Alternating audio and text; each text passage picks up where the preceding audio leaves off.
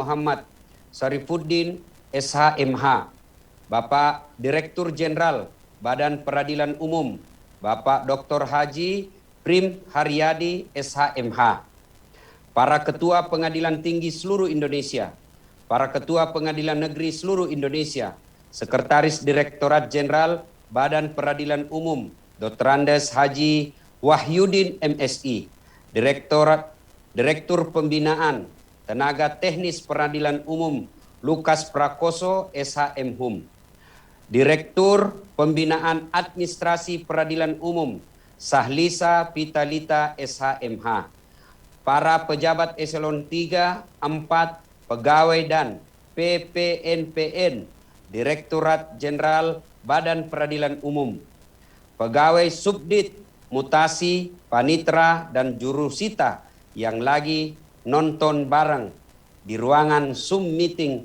Badilum, seluruh pegawai dan PPNPN peradilan di seluruh Indonesia. Inilah seumur saya ceramah menyampaikan beberapa sampai 10 yang terhormat. Saya harus baca. Kenapa? Karena saya takut nanti saya diponis hukuman rajam seumur hidup. Terima kasih Pak Ustaz. Saya takut Pak salah-salah, jadi saya harus baca. Biasanya saya tidak seperti ini Pak. Di depan Presiden saja, satu saja saya hormati Pak. Bapak Presiden yang saya hormati ini disebut semua Pak. Karena saya dikasih sama anggota sebut semua Ustaz. Nanti kita dihukum rajam. Sebelum saya lanjutkan ceramah ini karena berat-berat kalau pengadilan Pak. Apa ini digas-gas pol atau rem-rem sedikit? Gaspol aja Pak Ustaz. Serius gaspol atau kasih Ya, senang-senang? silakan Pak Ustaz ya. Hah? Silakan Pak Ustaz. Oke. Kita sudah bikin sepakat dulu kan? Ya. Kita gaspol. Iya, gaspol, Jangan gaspol. pakai perasaan, jangan pakai perasaan kali ini. Setuju teman-teman Pakai semuanya akal itu. sehat. Ya? Apa adanya Pak Ustadz? Ya, alhamdulillah. Ibu bapak, Itu saudara-saudara perlu. sekalian yang saya hormati. Saat ini maupun sebelum wabah, setiap ada orang pidato, Bapak Ketua Mahkamah Agung pidato, pasti mengatakan, marilah kita memanjatkan puji dan syukur kehadirat Allah Subhanahu wa Ta'ala. Kalau dulu masih wajar, sekarang saya ditanya mahasiswa saya, Ustadz, kenapa masih puji dan syukur? Kenapa masih bersyukur kepada Allah? Nah, kita ini lagi PPKM. Ya, orang-orang cebong dan kampret selalu bermusuhan di medsos, akhirnya PPKM selalu dimaknai pura-pura kagak mau. Ada juga bilang pelan-pelan kami mati. Banyak sekali singkatannya. Yang pasti ada wabah. Kenapa mesti kita ini bersyukur padahal masih ada wabah? Nah, syukur pertama. Alhamdulillah kita sehat walafiat. Tapi saya kena wabah Ustadz. Semua perkara ini baik kata Nabi. Seluruh perkara umatku ini baik. Kalau dia kena wabah, lalu dia bersabar, wabah itu, penyakit itu menggugurkan dosa-dosanya. Tapi dia mati karena wabah Ustadz. Alhamdulillah, orang yang mati karena wabah, Nabi menjamin matinya senilai pahala syahid. Jadi saudara-saudaraku yang biasa saya ceramah, anak-anak hijrah, kamu kalau pergi bom rumah gereja, kamu pergi rumah-rumah ibadah yang lain, itu bukan kau mati syahid, kau mati konyol, mati jahat. Tapi kalau kau kena wabah, dan kau yakini wabah ini adalah ketentuan Allah, takdir namanya qada dan qadar Allah, dan kamu bersabar atas musibah ini, wabah ini, maka matimu senilai mati syahid. Alhamdulillah. Apalagi yang membuat kita tidak bersyukur? Saya sehat kalau dia bersyukur, sehatnya menjadi pahala. Semua perkara umatku ini kata Nabi baik. Yang jadi tidak baik, sakit tidak sabar, sehat tidak syukur. Satu, kita bersyukur karena kita sehat walafiat. Yang kedua, kita bersyukur karena meskipun ada wabah, sampai detik ini tidak ada lingkup Mahkamah Agung atau di lingkup pengadilan kena PHK. Mana ada keterlaluan di sini kalau tidak bersyukur. Pegawai Garuda Indonesia, ribuan yang di PHK. Lion Air sampai setingkat manajer dirumahkan. Kita pegawai negeri, apa kurangnya sekarang? gaji tetap ada, honor, malah kerjanya enak. Apa kerjanya? Kerja dari rumah. Tidak enak kerja dari rumah, Ustaz. Kenapa tidak enak? Ada istri suka ngomel, Ustaz. Ini yang lain lagi masalahnya itu. Ya kan? Ada juga itu. Kita sudah setengah mati dimarahi sama Pak Ketua. Sampai di rumah dimarah-marahi lagi sama istri. Dia kira barangkali ini perempuan enak jadi suami. Kok kira enak jadi suami? Di pengadilan kita timbang ini mana yang cocok, ini mana sudah diadili sebaik-baiknya masih diserang sama yang tersangka, terdakwa, masya Allah. Sampai lagi di rumah kita dimaki-maki lagi sama istri. Di kantor, di pengadilan kita dipanggil yang mulia, yang terhormat. Sampai di rumah dimaki-maki sama istri kita yang tamatan SMA. Ya kira enak jadi istri, jadi suami. Nah, Bapak saudara-saudara sekalian, coba kita pegawai negeri. Alhamdulillah, mana ada. Tapi saya dirumahkan, Ustadz. Alhamdulillah bekerja dari rumah lebih tenang. Ada anak kita bisa menyaksikan anak istri kita. Coba, apa kurangnya kita PNS, ASN ini paling bersyukur ada pandemi. Coba, cuma yang menjadi masalah, malasnya tidak mau hilang. Rapat, Zoom. Sudah rapat Zoom, masih terlambat juga, keterlaluan sampean. Beda orang Pak, kalau rapat di kantor kan harus datang, macet lah, habis bensin, kempes ban. Bapak Zoom meeting, masih terlambat juga muncul mukanya, keterlaluan. Seperti ini, Pak Ketua, Pak Dirjen ngajak kita acara rutin seperti ini, masih ada sekedar hadir. Yang penting absen, Fred. Masih ada juga hakim seperti itu. Diajak kebaikan. Kamu tidak diajak setor. Tidak diajak minta duit. Diajak untuk dengar dakwah. Masih juga ada setannya. Mana setannya? Ada namanya, orangnya tidak ada. Banyak pelaku-pelaku begitu di sini. Oh, dikasih hilang videonya, namanya aja ada. Supaya kalau dilihat sama dari Jakarta, oh ada dia. Padahal tidak ada orangnya. Yang ketawa, saya serius ini. Apa enggak keterlaluan kita ini? Mesti kita bersyukur, Pak. Apalagi syukurnya? Karena kita sebagai lingkup pengadilan. Masya Allah. Bapak jalan-jalan deh ke masyarakat, ke pasar, ke warung kopi. Dengan bangganya itu, Pak, disimpan di sini kita ID card. Pengadilan Negeri Jawa Timur, Pengadilan Tinggi Sulawesi Selatan. Dipasang di sini, bangga kita. Saya pengadil. Coba kalau Bapak Satpol PP. Mau pasang di sini, Satpol PP. Oh, Bapak balik, semuanya Pak balik. Bapak pengadil. Mana ada orang hebat di depan pengadilan? Mana orang hebat, jago, profesor, doktor. Di depan para hakim, tidak ada yang jago, Pak. Tidak ada yang jago. Dia bilang orang, mati kutu kalau orang di sini orang bilang, mati kutu mana nih? Iya Pak Ketua, Pak Ane, Pak Hakim yang mulia. Mesti kita bersyukur. Bersyukurnya salah satu wujud nyatanya, hadir kok kalau ada acara begini. Jangan cari muka. Diajak kebaikan masih juga malas. Padahal tinggal virtual. Tidak lagi disuruh datang ke kantor. Tidak lagi disuruh, kalau ke kantor masih waktulah, terancam COVID lah, macet, panas di jalan. Ini tinggal virtual dan diajak untuk dengar dakwah. Masih juga cari muka. Padahal sudah muka sakaratil maut, sudah mau pensiun, masih juga cari muka. Apa cari muka? Capek cari muka sama Pak Dirjen. Ganti dirjen, cari muka lagi. Ganti lagi dirjen, cari muka lagi. Capek Pak cari muka sama manusia. Nah, Ibu Bapak, saudara-saudara sekalian, bersyukur. Bersyukur kita.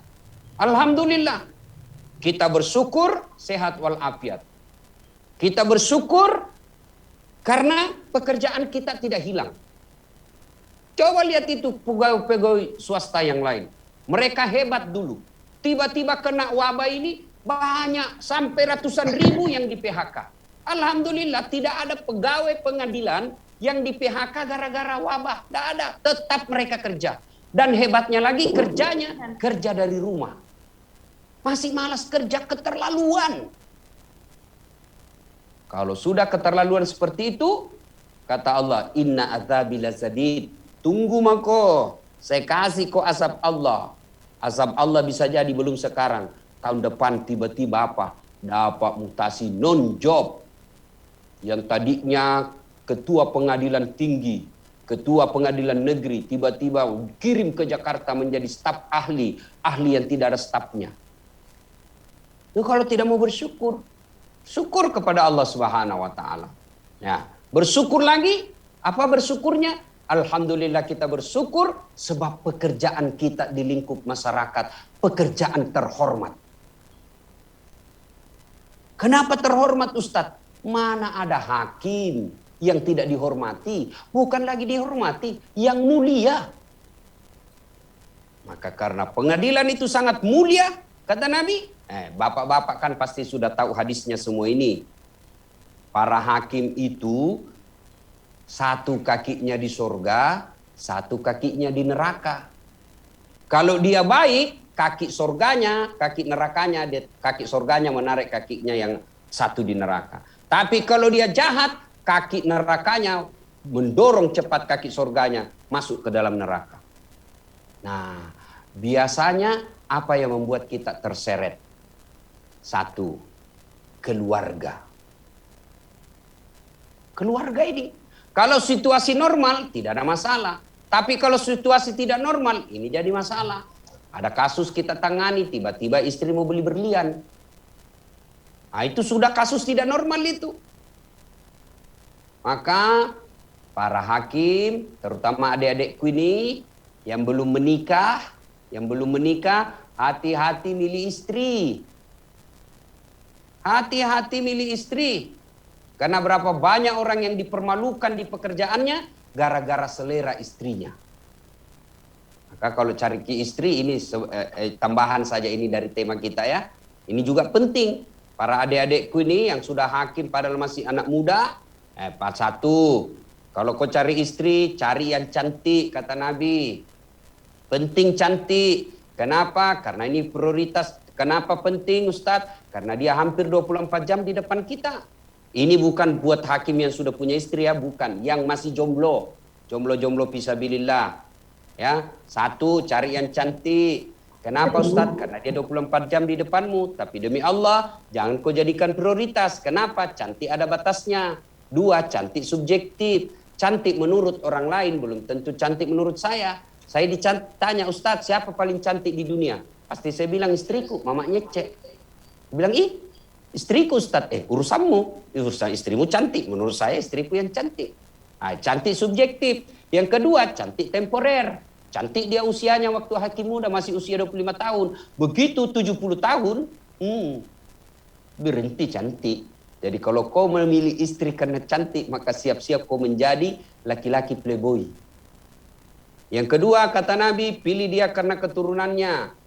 Lihat keturunannya, tapi tidak boleh prioritas. Kenapa? Ada orang bapaknya Nabi, anaknya pengkhianat, Nabi Nuh. Ada orang anaknya pengkhianat, bapaknya pengkhianat, anaknya Nabi, jadi Nabi. Siapa? Nabi Ibrahim alaihissalam. Yang ketiga kata Nabi, nikahi seseorang karena hartanya. Penting harta, tapi tidak boleh prioritas. Dan yang keempat, pilih agamanya. Mahasiswa aku bertanya, Ustadz, kenapa agama nomor 4? Mestinya nomor 1. Saya bilang, betul nomor 4 agama, tapi dia tidak titik di situ, koma.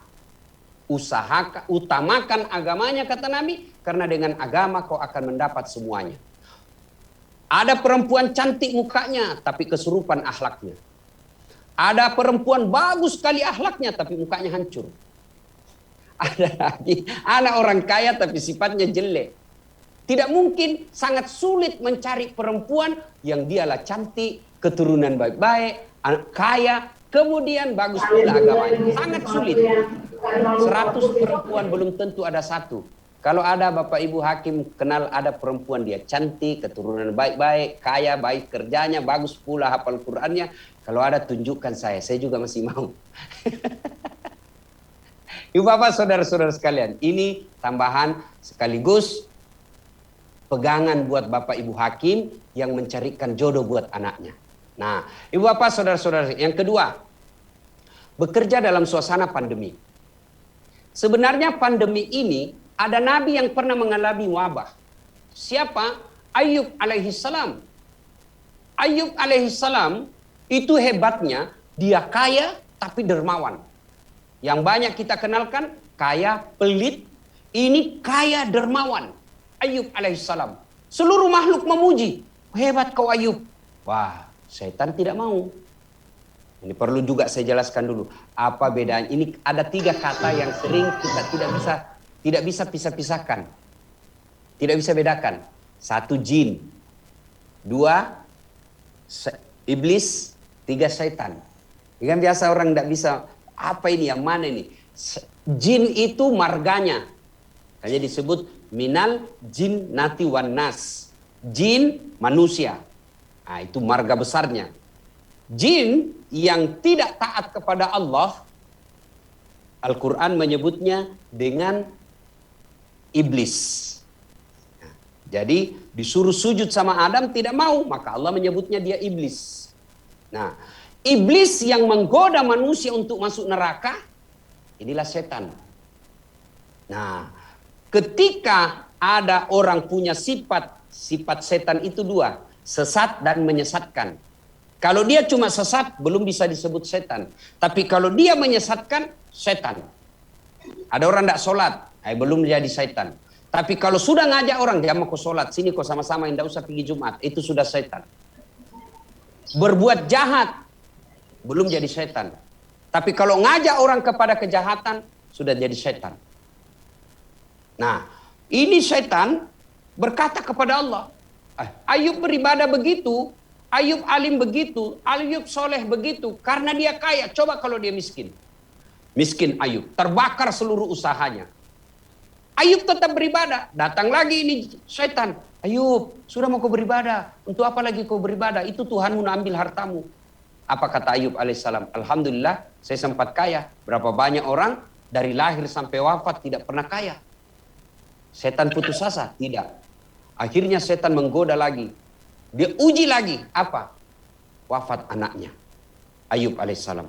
Wafat anaknya, datang lagi setan. Ayub, ngapain kau sembah Tuhanmu? Itu anakmu lagi diambil. Hartamu sudah habis. Sekarang anakmu lagi.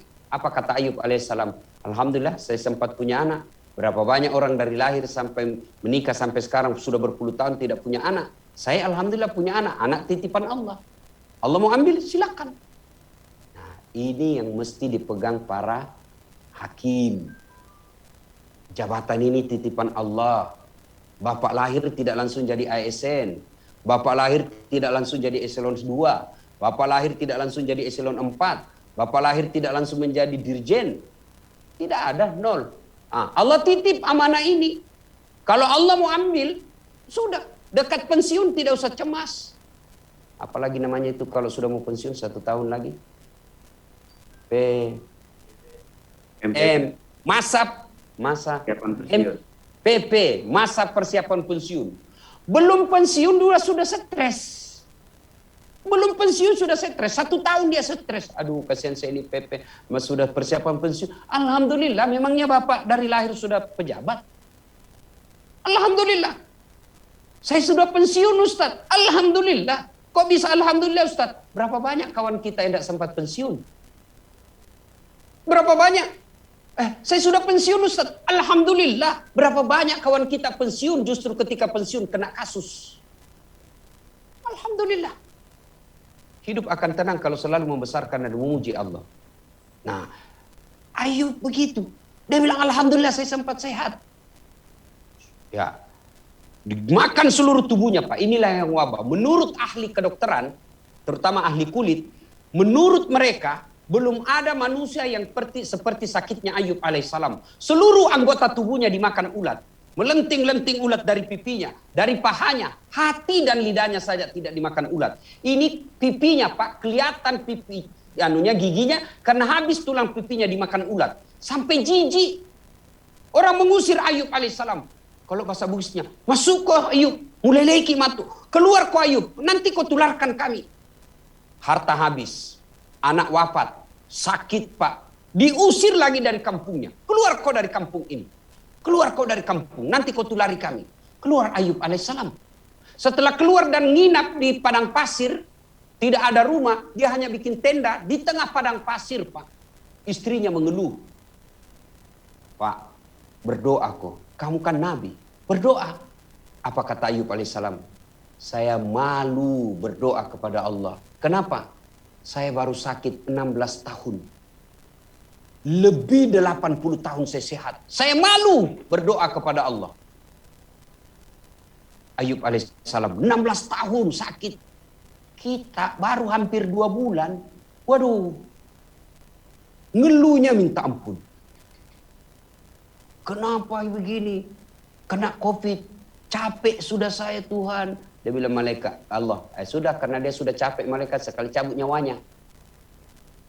Ayub alaihissalam istri mengeluh. Ya Rasulullah. Kamu kan Nabi, berdoa kau kepada Allah supaya Allah cabut ini penyakitmu. Apa kata Ayub? Saya malu dek, malu. Akhirnya apa? Istrinya juga tinggalkan Ayub alaihissalam. Bayangkan, lagi sakit, di tengah padang pasir, lagi berduka anak ditinggal, bangkrut pula. Ditinggal pula sama istrinya. Ada istri begitu Bapak kenal? Mudah-mudahan bukan istri di rumah. Ada juga itu perempuan, begitu kita sudah MPP, waduh hilang juga cintanya, mulai kasar. Begitu sudah tua suaminya, lagunya sudah bukan lagu-lagu romantis. Dulu waktu masih kita jadi ketua pengadilan, dia kalau nyanyi istri kita apa? Bila kamu di sisiku, hati rasa syahdu. Waduh, sekali istrinya sudah pensiun, ini suami bukan istri, ini suaminya yang jahat. Suaminya sudah mulai pensiun, istrinya sudah pensiun, ya dia menyanyi lah, dia kasih tidur-tidur istrinya di pahanya sambil menyanyi. Bila Israel datang menjemput. Nah, Ayub alaihissalam ditinggal istrinya, lalu Ayub alaihissalam berkata, pergi mako. Tapi ingat, kalau kau pulang lagi nanti, saya cambuk kamu 100 kali. Pergi istrinya. Ayub alaihissalam tidak pernah mengeluh. Subhanallah, Allahu Akbar. Ayub alaihissalam tidak berkata, ya Allah kenapa kau kasih sakit saya nabimu. Ya Allah sembuhkan penyakitku. Tidak. Ayub hanya selalu memuji-muji Allah. Dan doanya hanya minta kepada Allah. Bukan minta disembuhkan. Ya Allah, jangan pula lidah dan hatiku dimakan ulat. Kalau lidahku dimakan ulat, bagaimana aku menyebutmu? Kalau hatiku dimakan ulat, bagaimana aku mengingatmu? Lalu Allah menyampaikan kepada malaikat Jibril. Jibril, kau lihat itu hambaku. Begitu taatnya dan begitu sabarnya menghadapi ujian dariku. Jibril, kau turun hentakkan kakinya Ayub alaihissalam di pasir. Hentakkan kakinya Ayub di pasir. Dengan izin Allah keluar air. Nyumrat air seperti sejarahnya air Zam-Zam. Lalu Ayub alaihissalam diperintah, buka bajumu Ayub. Dia buka bajunya Ayub, tempelkan ke air itu. Setelah itu usap seluruh tubuhmu yang kena wabah itu. Dengan izin Allah sembuh. Ayub alaihissalam. Setelah sembuh datang lagi istrinya. Bang, maafkan saya hilap bang. Kalau saya istri begini Pak, saya bilang, oh iya, saya maafkan kau. Tapi mohon maaf, sudah ada istriku yang baru. Tapi Ayub alaihissalam tidak. Saya maafkan kau sayang. Tapi ingat, waktu kau tinggalkan saya bilang ku cambuk kau toh? Ya, sekarang saya hukum kamu. Ayub alaihissalam mengambil lidi 100 helai. Lalu diikat menjadi satu bagian, menjatuh satu ikatan, lalu dipukul. Kemana pukulnya? Pipinya? Bukan. Kemana pipinya? Perutnya? Tidak. Ayub alaihissalam mengatakan, sayangku, istriku, angkat telapak kakimu.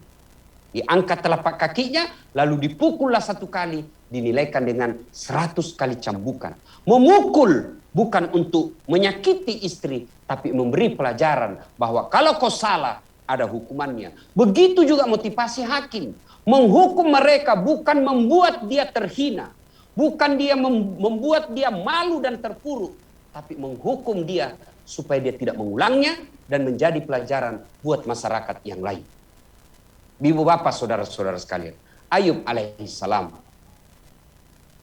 Setelah lulus ujian. Maka memudah angkat derajatnya oleh Allah Subhanahu wa ta'ala. Percayalah. Wabah ini pasti berakhir. Wabah ini pasti berakhir. Berakhirnya ketika terjadi. Mungkin wabah ini bilang tidak ada lagi COVID, hilang sama sekali. Tidak.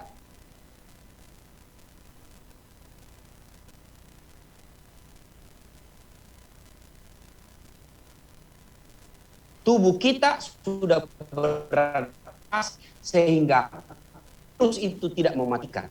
Hanya dengan tahun 1800-an, 100 tahun yang lalu, yang kita kenal dengan virus Spanyol, mematikan jutaan manusia. Flu sampai sekarang ini masih ada di tengah-tengah kita. Tapi karena zaman kecil kita diimunisasi, flu itu tidak lagi mematikan karena sudah ada yang bisa melawannya ketika masuk ke tubuh. Begitulah mestinya melawan virus ini dengan kita semua vaksin massal. Alhamdulillah. Tapi lain kali kita bahas soal vaksin. Sekarang ini saya dicap sebagai ustadz penjual vaksin. Bapak lihat sendiri dari semua ustadz-ustadz yang viral, hanya Dasat Latif yang kampanye vaksin. Nah, saya dituduhlah ustadz plat merah, tidak ada urusan. Ustadz penjual obat, saya bilang, saya membersihkan toilet pun saya lakukan, yang penting kemaslahatan. Nah, ibu bapak, saudara-saudara sekalian. Berikutnya, ada yang bertanya, Ustadz, kita selama wabah ini kan kerja berat. Pakai masker berlapis, ya? Mau juga memutuskan agak susah karena pengadilannya virtual. Ya, tentu beda ketika saksi ataupun terdakwa kita dengar langsung, jaksa dan jaksa dan pengacara kita dengar langsung daripada secara virtual. Berat ini Ustaz. Berat, kita takut memutuskan salah. Karena ini menyangkut nasib orang akan ke depannya. Tidakkah semakin berat pekerjaan, semakin tinggi nilainya di sisi Allah. Para pegawai pengadilan di sini. Bapak kalau mau jadi hakim kan dites dulu Pak. Bapak mau jadi eselon kan ada jenjang-jenjangnya. Mau menjadi dirjen ada jenjangnya. Tidak ujuk-ujuk langsung jadi dirjen. Tidak. Ada jenjangnya, ada ujiannya. Diuji dulu kompetensinya. Kenapa? Jangan sampai dia menjadi kepala pengadilan beleng-beleng. Lain ditanya, lain dijawab. Nah, itu ada ujian. Maka Allah menguji kita. Untuk apa? Maqaman mahmuda. Kata Allah, saya mau angkat derajatmu. Nah, samping itu kita berdoa. Ada yang bilang, Ustadz, saya ini berdoa sudah lebih 1 tahun. Dengar, ada orang berdoa. Mengeluh dia. Nabi Adam alaihissalam diusir keluar dari sorga karena makan buah khuldi. Terpisah dengan istrinya. Adam dilempar ke Irak. Hawa dilempar ke India. Negara India dan Irak sekarang. Mereka saling mencari. Mereka berdoa antara Adam dan Hawa. Ya Allah, pertemukan suami saya. Kata Hawa. Ya Allah, pertemukan istri saya. Kata Adam. Berapa tahun baru Allah kabulkan? 200 tahun. Di mana dipertemukan? Di Saudi Arabia, tepatnya di Padang Arafah, tempat Jabal Rahmah yang ada tugu kasih sayang itu. 200 tahun baru Allah kabulkan. Nabi Zakaria meminta kepada Allah, ya Allah berikan saya keturunan. Usia 21 tahun mulai berdoa. Berapa umurnya baru Allah kabulkan? 80 tahun. Bayangkan, lebih dari 60 tahun berdoa. Nabi Musa alaihissalam, ya Allah lindungi Bani Israel. Berapa tahun baru Allah kabulkan? Merdekakan dari Fir'aun. 60 tahun lebih. Nabi Muhammad sallallahu alaihi wasallam berdoa kiblat Mekah, lalu Allah pindahkan kiblat di Palestina. Nabi berdoa, ya Allah pindahkan kiblat kami kembali, jangan di Palestina tapi pindahkan kiblat kami ke Mekah. Berapa tahun baru Allah kabulkan? 18 bulan. Coba, itu para nabi, kekasih Allah, ada namanya dalam Quran, dilantik dan berdialog langsung dengan Allah, dilantik bertemu langsung dengan malaikat Jibril. Mereka berdoa puluhan tahun baru dikabulkan, bahkan ada yang ratusan tahun. Kita berdoa pagi, mau dikabulkan besok. Padahal itu kan tipu. Mana? Pasti suka makan uang haram. Mau berdoa pagi, besok dikabulkan. Berdoa, ikut tes, ikut ujian, mau jadi kepala pengadilan, tidak lulus. Ya Allah, kenapa begini? Siapa kok? Pasti Allah coba, pasti Allah uji. Dan ingat ketika kita sudah berdoa, ternyata apa yang kita minta tidak dikabulkan Allah, percaya itu yang terbaik. Ya Allah, mudah-mudahan saya bisa beli mobil. Kok sudah 2 tahun jadi ketua pengadilan tidak bisa beli mobil? Allah tahu kalau ada mobilnya bapak pakai selingkuh. Biarlah kau tidak punya mobil supaya kau setia sama istrimu. Ya Allah kok tidak bisa mobil? Allah tahu kalau ada mobil tabrakan dari Maros ke Makassar. Allah tahu. Allah tahu yang terbaik buat kita. Sering-sering saya contohkan. Tamat SMA, saya daftar akabri. Mau jadi penerbang. Tes fisik Jalan Garuda depan kantor Pertamina Makassar. Tidak lulus. Kenapa? Ceper. Tidak cukup tinggiku. Saya protes kepada Allah waktu itu. Ya Allah, kenapa kau lahirkan saya dalam keadaan pendek? Kau tidak rugi jadi Tuhan kalau saya jadi akabri, tentara. Temanku lulus padahal nilainya tidak pernah di atas saya. Sekarang dia di Polda Sulbar. Reserse. Bunga 1. Kompol. Reserse. Pakai baret merah. Saya Allah luluskan saya jadi ustadz. Pakai baret putih. Alhamdulillah. Dengan baret putih yang saya pakai, mulai baret hitam sampai baret merah, ku caramai kau semua. Apa? Allah kasih yang terbaik. Gempa datang Kapolri, Pak Jenderal Sigit, saya mendampinginya. Kapolri hormat sama Pak Ustadz. Itu temanku yang lulus waktu itu, dia hormat sama saya. Allah kasih yang terbaik. Jangan sangka buruk. Kalau Bapak sudah tes, melakukan tupoksinya dengan baik, mau jadi ketua pengadilan, pengadilan tinggi, pengadilan tidak Allah kabulkan, percaya bukan itu yang terbaik.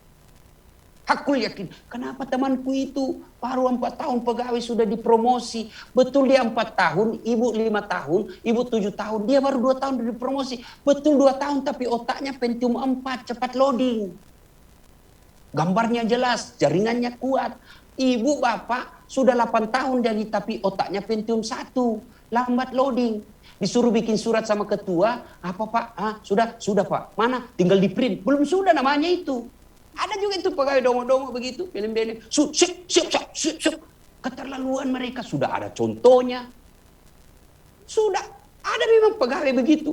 Pegawai negeri selalu honor nakasi, kerja honor, orang-orang magang di kantor. Kalau itu terus kau lakukan, kapan peningkat kualitas dirimu?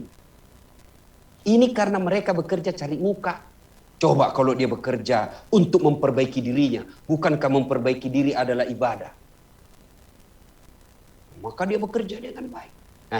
Contoh kedua, tamat saya juga, gagal saya kabri, daftar lagi fakultas kedokteran. Demi Allah 3 kali saya ikut SNPTN waktu itu Pak. Saya mau jadi dokter. Tes pertama tidak lulus. Waduh, malah saya lulus sastra. Kok bisa ini? Berat. Tes lagi kedua, tidak lulus lagi. Tes ketiga kali, tidak lulus lagi. Malah saya lulus komunikasi. Waduh. Saya tahu hikmahnya waktu itu. Saya pulang kuliah, terjadi tabrakan. Depannya Universitas Islam Makassar. Dulu namanya Al-Ghazali, Perintis Kemerdekaan. Tabrakan. Saya turun tolong. Berceceran darah di aspal. Dia yang tabrakan, saya yang pingsan. Kenapa? Ternyata saya tidak bisa lihat darah. Sampai detik ini. Saya lihat saja di grup-grup WhatsApp kalau ada yang tabrakan. Itu langsung kayak mau muntah saya. Seolah-olah Allah berkata, Dasat, bagaimana aku mau jadi dokter? Kok tidak bisa lihat darah? Alhamdulillah. Temanku yang lulus waktu itu, tugas di Kepulauan Aru sekarang. Sebelum COVID, mau lebaran saya telepon, sebelum ada wabah. Dok, pulang kok?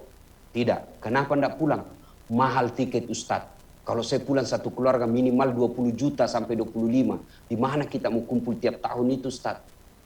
Saya bilang dalam hati, Alhamdulillah. Untung saya tidak jadi dokter. Saya mau berapapun harga tiket, tidak pernah saya bingung. Kenapa? Bukan saya beli. Siapa yang beli? Panitia yang undang saya. Hebatnya lagi, pergi tidak bawa uang. Pulang, bawa uang bos. Saya tidak jadi dokter fisik. Tapi saya dokter agama. Dokter fisik menyembuhkan lepra, menyembuhkan COVID, menyembuhkan apa? Menyembuhkan segala jenis penyakit fisik. Saya menyembuhkan orang yang sakit agamanya. Jadi jangan pernah sangka buruk. Saudara-saudaraku yang belum dapat jabatan, meskipun sudah sekolah, sudah kursus, tidak kau dapat apa yang kau mau, bersangka baik. Demi Allah tidak ada baiknya itu sangka buruk. Tidak ada baiknya sangka buruk. Orang jahat sama saya Ustaz, Alhamdulillah jahatnya menghapuskan dosamu. Dia tahan saya punya pangkat jabatan, Alhamdulillah dia tanggung dosanya. Nggak usah urusi kejahatan orang. Orang gosipin kita, orang aniaya kita, orang fitnah kita, orang tahan kita punya pangkat karir. Jangan kau sakit hati, biar karena dia pasti punya dosa. Kelakuannya, keburukannya kau tidak akan tanggung. Tapi yang pasti dia akan menanggung kejahatan yang dia lakukan. Selesai urusan. Nah, maka berbaik sangkalah kepada Allah. Tidak ada baiknya orang sangka buruk. Terutama ibu-ibu juga nih. Jangan sangka buruk sama suami. Kalau ditelepon suami tidak dijawab, sangka baik. Oh, berarti suamiku lagi di pengadilan. Telepon lagi sore belum dijawab. Oh, berarti lagi bicara ini diskusi kasus. Telepon lagi sudah maghrib belum dijawab. Oh, berarti lagi salat jamaah suami saya. Tiba-tiba jam 8 ada WhatsApp teman. Ih, saya lihat suamimu bonceng cewek cantiknya. Oh, berarti suamiku lagi menggerek. Enak perasaan. Kalau kau curiga terus, tidak akan pernah kau dapat kebahagiaan dalam rumah tangga. Dan enaknya Allah Maha Adil. Siapa yang berbuat dosa dia yang tanggung. Suami berkhianat dia yang tanggung dosanya. Nah, ibu bapak saudara-saudara sekalian. Kemudian yang berikutnya. Pangkat jabatan yang bapak sandang ini sesaat saja. Sesaat. 2 aja rumusnya. Kalau bukan bapak yang tinggalkan, jabatan yang tinggalkan kita. Jabatan, pangkat, golongan sekejap. Tapi demi Allah, tanggung jawabnya sampai hari akhir. Sampai akhir-akhir. Bapak yang sudah setingkat sekarang sampai dirjen, sampai apakah kasih apa, sampai ke Jakarta. Bapak kan melalui karir. Mulai di kantor pengadilan negeri, naik-naik. Renungkanlah. Semua wilayah yang Bapak pernah tinggali bekerja di situ, jangan sampai meninggalkan nokta hitam. Kalau Bapak berdosa kepada Allah, gampang tobatnya Pak. Gampang. 1 menyesal, 2 mengakui, 3 tidak ulang, 4 ganti kebaikan. Kata Allah semua dosamu kuampuni. 1 aja dosamu tidak kuampuni. Apa? Ketika kau menserikatkan saya, itu aja. Tapi kalau Bapak mempermainkan kasus, susah Pak tobatnya. Susah tobatnya. Bapak harus merehab nama orang yang kita jahati. Minta maaf secara terbuka. Didatangi pula. Nah, tidak gampang. Maka Nabi pernah katakan, andai saja kau boleh memilih dosa. Dosa kepada Allah atau dosa kepada sesama manusia, kata Nabi, lebih baik kau dosa kepada Allah. Kenapa? Gampang tobatnya. Tapi kalau kau dosa kepada sesama manusia, pangkatnya anak buahmu kau tahan, kau tindis dia hanya karena dia tidak tahu menyetor. Oh, susah. Susah nanti kau tobat. Tobatnya harus apa? Minta maaf. Sudah itu minta maaf, Allah bilang begini. Seolah-olah Allah bilang begini. Dah saat itu dosamu sama tetanggamu, urus dulu deh. Kau urus dulu sama tetanggamu. Baru setelah dia tetanggamu maafkan kau, baru kau datang sama saya. Pak Ketua. Pernah kau dulu tuduh di Sopeng, pergi urus dulu itu. Yang pernah kau sakiti anak buahmu di situ, kau minta maaf dulu deh sama mereka. Baru kau datang minta maaf sama saya. Gak hati-hati. Nabi pernah berkata, atadruna manil muflis. Saudara-saudara sekalian, kau tahu yang bangkrut nanti di akhirat? Siapa yang bangkrut? Yang tidak sholat, dia sholat. Yang tidak puasa, dia puasa. Yang tidak haji, sudah haji, tiap tahun dia umroh. Yang tidak bayar zakat, semua zakatnya dibayar. Kalau begitu siapa yang bangkrut ya Rasul? Nabi menjawab, jarusu wa khati'ur rahim. Tetangga yang jahat sama tetangganya dan memutuskan tali persaudaraan. Dan biasanya memutuskan tali persaudaraan di kantor itu karena kedengkian. Dengki melihat anak buahnya naik. Dengki melihat temannya ya putus persaudaraan. Nah, ibu bapak saudara-saudara sekalian, saya penekanan bukan pada pandemiknya. Penekanannya adalah jabatan, pangkat, kepercayaan yang negara dan rakyat berikan kepada bapak. Itu tanggung jawab. Memang enak jadi pejabat, Pak. Memang enak jadi dirjen. Memang enak jadi ketua pengadilan negeri dan tinggi. Enak. Dengan jabatan kita gampang dapat uang. Dengan jabatan gampang kita punya teman banyak. Dengan jabatan kita dapat status sosial. Tapi ingat, dengan jabatan itu pula tanggung jawabnya sangat besar di akhirat kelak. Beruntung orang yang punya jabatan, tapi merugi kalau tidak memudahkan dirinya masuk surga. Saya ceramah saja Pak. Ceramah saja. jangan minum hamar, jangan rampok. Orang bilang, urusanku Ustaz, mau masuk neraka atau surga, aku susaiko. Kalau orang Makassar bilang, tidak ada. Tapi kalau Bapak ketua pengadilan, bisa pakai kekuatannya Pak, untuk memperbarui orang. Ketua pengadilan tinggi, sholat berjamaah duhur, Assalamualaikum warahmatullah, Assalamualaikum warahmatullah. Selesai sholat langsung dia bilang, enggak pernah juga saya dapat itu kasih ini, sebut sholat duhur di sini. Ajudan langsung telepon, Pak kasih. Dia cari ke Pak ketua. Besok belum duhur, lagi 30 menit duhur sudah ada di masjid Pak. Itulah hebatnya punya pejabat. Itulah hebatnya punya kuasa. Itulah hebatnya punya jabatan. Maka keliru ketika jabatan itu tidak memudahkan kita masuk ke dalam surga. Keliru seorang hakim apabila tidak memudahkan status dan profesinya, memudahkan dia masuk surga. Tentu untuk mencapai itu setan berkeliaran. Setan itu bisa berupa teman, setan itu bisa berupa istri, setan itu bisa berkeluarga dekat. Karenanya saya menyarankan kepada para yang hadir di tempat ini, jangan lupa selalu berdoa kepada Allah. Allahumma arinal haqqa haqqa warzuqna tinawa wa arinal batila batila warzuqna tinaja. Ya Allah, tunjukkanlah yang hak adalah hak dan berikan kesanggupan kepada saya melaksanakan yang hak itu. Tunjukkan yang batil adalah batil, berikan kesanggupan dan kemampuan untuk menghindari kebatilan itu dan memerangi kebatilan. Kalau Bapak setiap sholat berdoa seperti ini, 5 kali Bapak minta, masa Allah tidak kabulkan? Padahal Allah sudah janji, ud'uni astajib lakum. Minta kau kepadaku, pasti saya kabulkan. Ibu bapak saudara-saudara sekalian, inilah tausiah kita pada taklim kita kali ini. Mudah-mudahan ada manfaat. Terima kasih sebesar-besarnya penghargaan, semulia-mulia penghormatan dan penghargaan kepada keluarga besar Mahkamah Agung Republik Indonesia. Saya Dasat Latif mendoakan kepada Bapak Ibu semua, semoga selalu dalam lindungan Allah Subhanahu wa taala.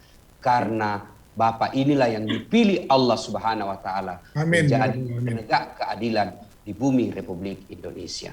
Tentu orang banyak ingin mendekati Bapak, mendekati Ibu, bukan karena cintanya, tapi melihat Bapak Ibu sebagai gula yang ada manis di dalamnya. Karenanya dibutuhkan ketahanan mental, kekuatan iman untuk menghindari godaan-godaan seperti itu. Itulah sebabnya Pak Dirjen mengajak kepada kita untuk melakukan pengajian rutin seperti ini. Alhamdulillah, pimpinan kita, Pak Dirjen kita punya kepedulian. Kalau beliau tidak peduli, ngapain kita dihadirkan seperti ini? Nyita-nyita waktu. Tapi karena beliau menganggap bahwa acara seperti ini bagian daripada memperbaiki SDM, maka beliau punya peduli. Bersyukur pimpinan kita peduli pekerjaan dunia dan keselamatan kita di akhirat. Tinggal kita mau meresponnya secara baik atau tidak. Demikian, lebih dan kurangnya mohon dimaafkan. Fastabiqul khairat. Assalamualaikum warahmatullahi wabarakatuh. Waalaikumsalam warahmatullahi wabarakatuh. Terima kasih Pak Ustadz atas pencerahannya, sangat-sangat bermanfaat bagi kita semua. Kami mohon waktu Pak Ustadz sekitar 15 menit untuk menerima tanya jawab dari teman-teman di seluruh Indonesia, Pak Ustadz. Boleh Pak, boleh silakan. Yang pertama dari, ini banyak Pak Ustadz, ratusan ini. Boleh, kalau tidak selesai boleh di WhatsApp ke saya. Iya, iya. Ya, Japri, Kita nanti ambil saya yang kasih pertama nomor telepon sekali, saya. silakan ditampilkan. Ya, ya, Bagaimanakah, dari ini pertanyaan dari Yogyakarta Pak Ustadz, ya. Pak Jauhar, bagaimanakah pendekatan terbaik menurut agama Islam dalam menegur kesalahan orang? Dan bagaimanakah bila terjadi kesalahan atau pelanggaran itu dalam lingkup kerja, kedinasan, apakah melaporkan rekan kerja sendiri setelah sulit diingatkan atau diperbolehkan? Atau hal ini diperbolehkan nggak? Itu Pak Ustadz pertanyaan dari teman-teman di Yogyakarta. Ya, terima kasih. Ya, pertama, bagaimana mengukurnya kesalahan orang yang dilakukan? Tentu ukurannya adalah hukum. Ya, hukum positif. Ya, kalau dia berhubungan dengan perkara dunia. Kalau dia perkara agama, maka kita lihat Quran dan hadis. Maka Bapak Ibu merujuk kepada ulama yang sekolah tentang itu. Ya, tetapi kan pengadilan umum berarti yang berkaitan dengan hukum positif. Apa itu namanya? Kitab Undang-Undang Hukum Pidana. Perujukannya ke situ. Saya kira Bapak lebih tahulah soal yang begini. Pak Ustadz, barangkali inti pertanyaannya bagaimana cara kita menegur tadi kalau pimpinan seseorang yang sudah pernah diingatkan tapi tidak ada perubahan, apakah menegurnya bisa secara keras atau diberi sanksi? Nah itu barangkali inti pertanyaannya. Begini konsep agama Pak, konsep agama agak berat kalau pimpinan kita. Misalnya saya hanya di kantor pengadilan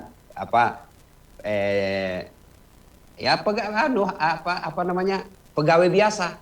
Tapi kepala pengadilan saya, ketua pengadilan saya tahu dia salah. Itu yang seperti itu ya. Tentu ada secara transparan, ada kata Nabi satu, tegurlah melalui kekuasaan dengan tanganmu. Tangan ini simbol kekuasaan. Saya tidak punya kekuasaan karena saya anak buah. Maka cara kedua, pabilizani dengan lisanmu. Nah, tentu agak bagus juga, enggak apa-apa. Bapak masuk dalam kamarnya. Pak, mohon maaf Pak. Saya melihat apa yang dilakukan ini mungkin Bapak keliru. Tentu dengan tempo seliro. Dengan arif dan bijaksana. Jangan datang masuk. Memang kamu bodoh, goblok. Ketua aja tahu. Oh, langsung kau hilang namamu di kantor. Iya kan? Kan susah menasehati atasan. Sangat sulit. Itu pun kalau kita pikir, waduh, nasihati atasan, saya malah bisa dimutasi nih ke yang daerah tidak ada sinyalnya. Maka cara yang ketiga, tegur dalam hati. Paling tidak, jangan membenarkan kesalahan yang dilakukan, apalagi bersekutu dengan kesalahan itu. Ketua ragu, dipanggillah kita. Dek, menurutmu bagaimana? Benar? Siapa? Benar ini Pak. Padahal kita sudah tahu salah. Ini disebut bersekutu dengan kebatilan. Asariku pisarusari asas pikinya. Bersekutu dengan jahat-jahat pula hukumnya. Kalau saya tidak salah dalam ilmu hukum namanya ikut serta pasalnya. Bapak lebih tahu lah itu. Baik, terima kasih Pak Ustadz. Yang kedua, dari Pengadilan Tinggi Surabaya, Pengadilan Tinggi Jawa Timur. Bagaimanakah menghilangkan kecemasan dalam kondisi seperti ini untuk ukhuwah Islamiyah, khususnya dalam melaksanakan sholat berjamaah pada jam-jam kantor? Oke, nah mungkin yang Bapak maksudkan ini adalah jaga jarak. Sekarang ini selama pandemi banyak orang yang merasa lebih hebat dari ulama. Padahal belajar agamanya baru 3 bulan. Itu pun cuma kultum-kultum. Hanya lihat di Instagramnya 1 menit. Merasa lebih hebat dari ulama yang sudah belajar dari muda sampai tua. Masa kau lebih takut dari corona? SAP harus dirapatkan dong. Tidak sah sholatmu. Siapa bilang rapat SAP itu syarat sahnya sholat? Tidak. Syarat sahnya sholat itu bukan bagian daripada rapatnya SAP. SAP rapat itu hanya bagian dari kesempurnaan. Artinya tidak rapat pun tetap sah sholatmu, cuma tidak sempurna. Itu kalau tidak ada wabah. Tapi kalau ada wabah, maka yang sempurna adalah jarangkan, jaga jarak. Siapa bilang? Tantang itu ulama Saudi. Coba lihat itu siaran langsung, sholat jamaah di Masjid Haram, Masjid Nabawi. Mereka jaga jarak. Ini kan cuma 5 menit, betul. Kau masuk 5 menit, tidak terkapar kau di situ langsung kau mati. Tidak, tapi pulang paku ke rumahmu. 3 minggu, 2 hari, 3 hari setelah itu. Karena masa inkubasi setelah kita kena itu COVID 4 hari. Menurut ilmu, bukan menurut perasaan. Karena ada orang ini Pak, gara-gara cebong kampret. Semua kebijakan pemerintah, kampret tidak pernah benarkan. Semua kebijakan pemerintah, semua cebong benarkan meskipun salah. Padahal pilpres sudah mau lagi pilpres, kampret cebong belum akur juga. Beleng-beleng, berhenti itu. Sudah lupakan dulu kepentingan politik. Nah soal rapatkan SAP. Ukhuwah, bagaimana masa pandemik ini? Ukhuwah tidak lepas dengan pandemik. Dulu kita ketemu, sekarang kan video call. Hai guys, saya lagi di Pinrang guys. Nah, boleh video call begitu. Cuma dengan adanya video call ini Pak, pemeriksaan ibu-ibu juga susah dihindari. Kau di mana? Di kantor sayang. Kau bohong. Bener, di kantor. Video call dulu. Aduh, lu susah juga ini Pak. Ya, baik. Selanjutnya Baik. Pak Ustadz, Ya, saya juga ada hal yang sedikit mengganjal yang perlu juga bukan hanya bagi saya sendiri, juga bagi teman-teman hakim yang lain.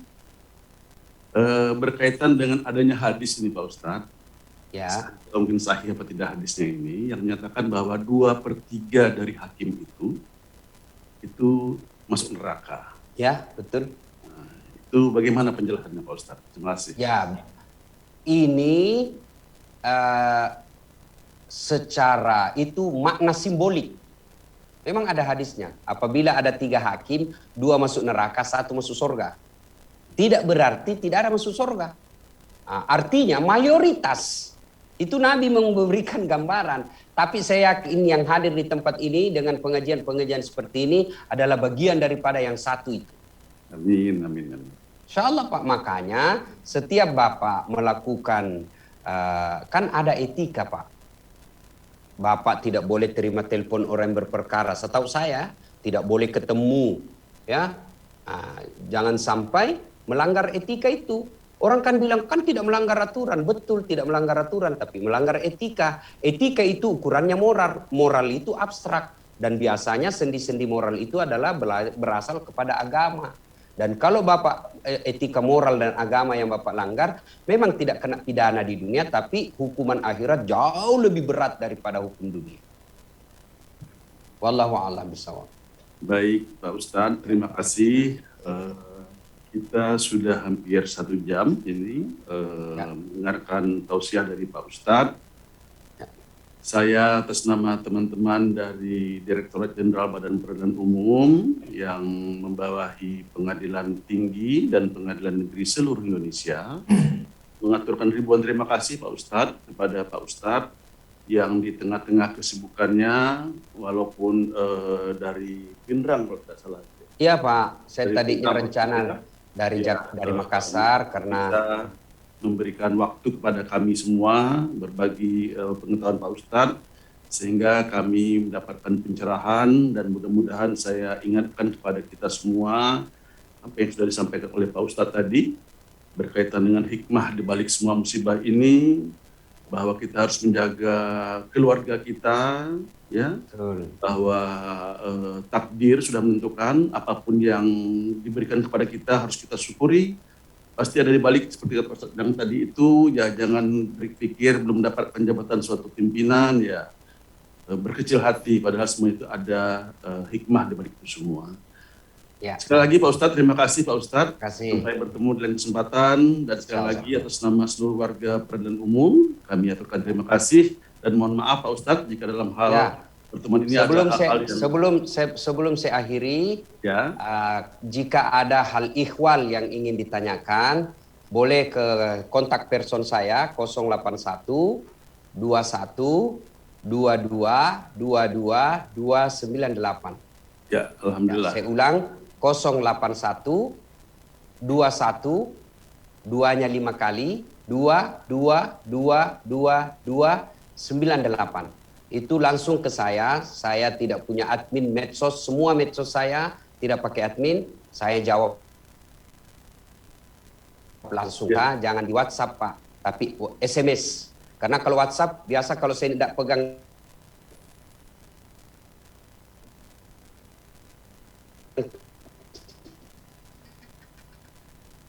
ya. Biasanya SMS jarang yang masuk, jadi cepat saya lihat. Cuma kalau Bapak SMS bertanyanya, jangan saya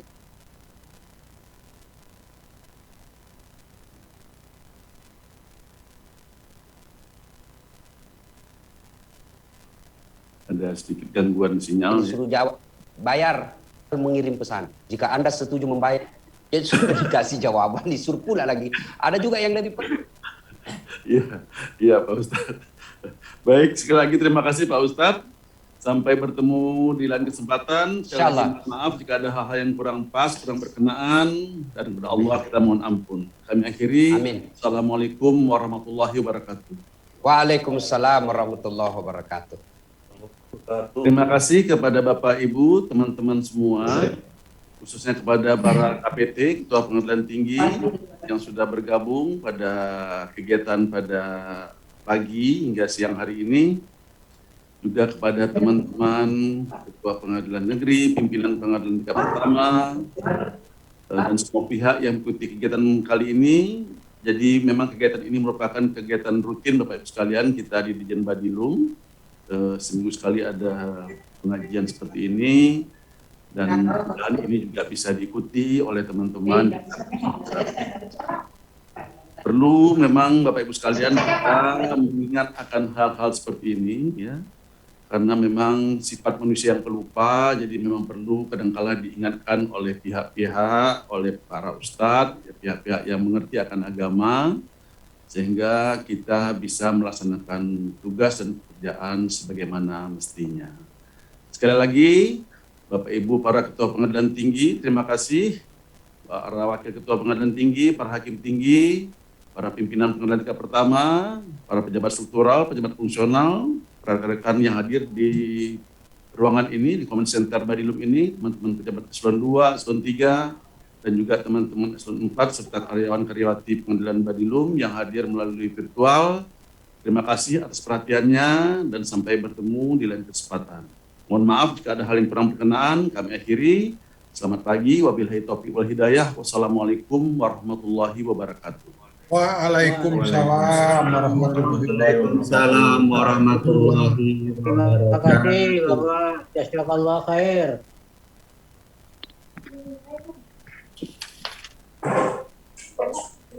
Ada, Pak. Ya, ada. Ada.